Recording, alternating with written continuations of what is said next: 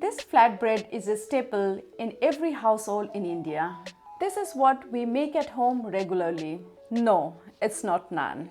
Naans are for special occasions or if you're eating outside. Hi, I'm Sharmi and welcome to my Roti Masterclass. This is why you should make roti at home. It is quick and easy. It is nutritious and can be served with almost anything. And it is also very easy to store.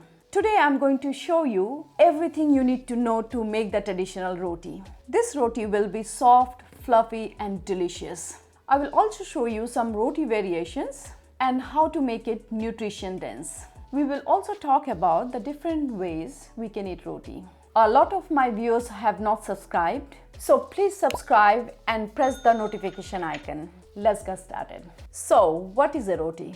Roti is also called chapati or phulka. It is a round, unleavened flat bread made with stone ground whole wheat flour. This is also called atta or chakki ka atta. Chakki means stone ground. Let me show you the atta I'm using today. As you can see, this is called chakki atta. This is different from the regular whole wheat flour. The regular whole wheat flour is produced using rollers, but this atta is produced using chakki. The stone grinding process creates a finer flour and also roasts the flour a bit. This is what gives the atta its unique flavor. You can find this in any Indian store or online. If you cannot find this atta, I have a solution for you. You can also use 1 cup of whole wheat flour along with 3/4 cup of bread flour. Mix them well. It will be quite close to the atta, but not exactly. There are so many variations of roti around the world, so today I'm going to stick to my traditional roti. Traditional roti is made with just 2 ingredients, atta and water.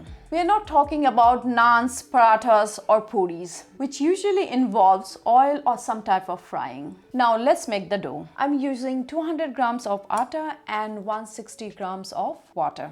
This gives me a hydration of 80% by weight. This also translates to approximately 2 cups of atta and 1 cup of water. This will give me a dough of approximately 360 grams. This will give me 10 rotis or 36 grams per roti. So basically just remember 200 grams of atta will give you approximately 10 rotis. Or 2 cups of atta needs approximately 1 cup of water. These measurements will usually work, but it will also depend on the brand and quality of your atta. So the best way is to get a feel for the texture and the softness of the dough. Some recipes suggest adding hot water to get a softer roti. You can do that, but I find that the hot water makes the dough a bit harder to work with, so I just use regular water. If you knead the dough enough, you will get a soft roti. Let's make the dough. I will add a pinch of salt to the dough. It is completely optional. It just adds little bit of flavor to the roti. First, I will add half of the water and mix them.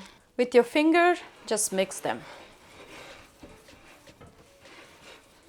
So you can see I need more water. I will keep adding little bit of water till I get the right consistency and bring them together. Add little bit more water. You can see I have some dry flour.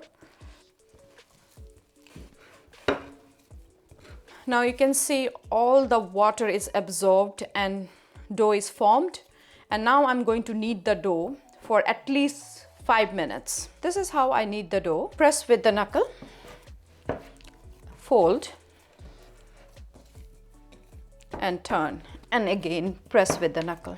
At this stage, if you think your dough is hard, you can add a little bit more water because we need a softer dough. And if you find it too soft, add a little bit of flour. I have a little bit of water left, so I will dip my knuckle in the water and then I will knead the dough.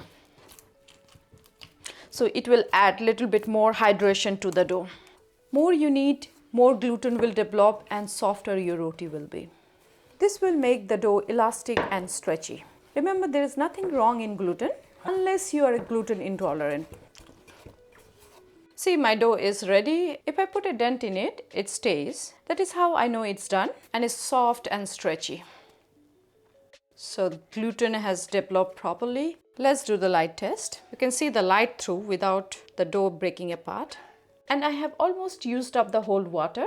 There may be half a tablespoon left. So the water to flour ratio is quite accurate. Cover the dough and let it rest for at least 20 to 30 minutes. When we rest the dough will absorb more water. The dough will relax. This will give us a soft and puffy rotis. So resting the dough is very important. You can leave it up to 3 hours. If you want to leave it overnight, put it in a airtight container and leave it in the fridge. Bring it to room temperature and you can make roti.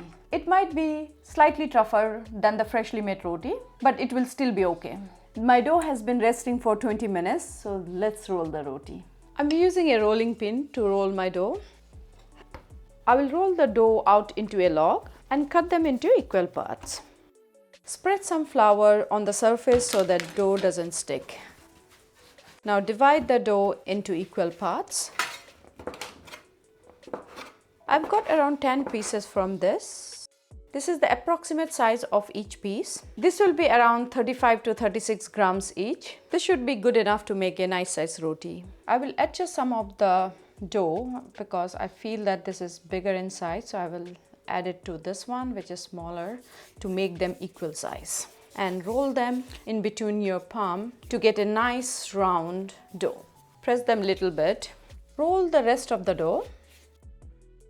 Cover them with a cloth so that they don't dry up. To roll the dough, dust your surface with some flour. Take a piece of dough and roll it in the flour and hold in your hand and just circle it like this. So when you roll the dough, it will be a nice circle like this, and place it on the counter. Press it gently with the rolling pin like this. Turn it around, twist it, roll it again. Turn 45 degrees and again roll it.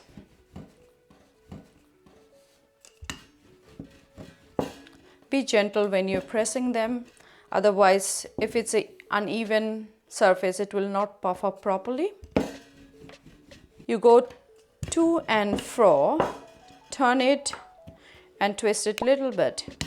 Then you go to and fro again, turn it, to and fro. Now you can see there is no loose flour, so I will add a little bit of them. Don't add too much, otherwise it will dry the roti. The thickness should be even. It definitely needs some practice, but it's not that hard. It doesn't matter what shape it is, as long as it is evenly thin, it will come out good. So I think this thickness is good enough for me. If you can see, it's thin but not very thin. This is how I do it normally, but it needs a little bit of practice. When I roll, simultaneously I'm twisting the dough. Can you see that? I'm rolling and twisting. When I'm rolling, I'm putting a little bit more pressure on one side so the dough rotates and we get a round roti. We are rotating the roti without lifting it. This is the typical size of my rotis. To make the roti, I'm using my cast iron pan. You can also use one of this tawa, which is specially designed to make rotis. You can get this from any Indian store, but I'm not using it because I didn't season it. The most important thing while making a roti is a hot pan. If your pan is not hot, your roti will turn out hard and overcooked. The pan should not be smoking hot, otherwise the roti will stick to the pan and it will burn immediately. So it should be medium to high heat, but not very high. Let's heat up the pan.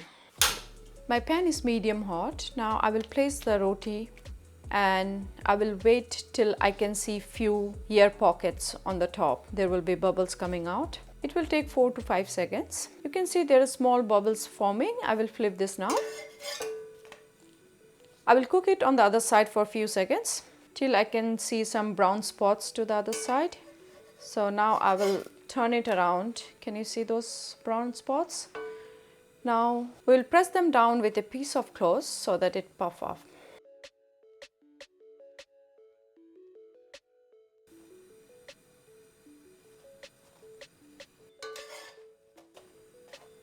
Our roti is done.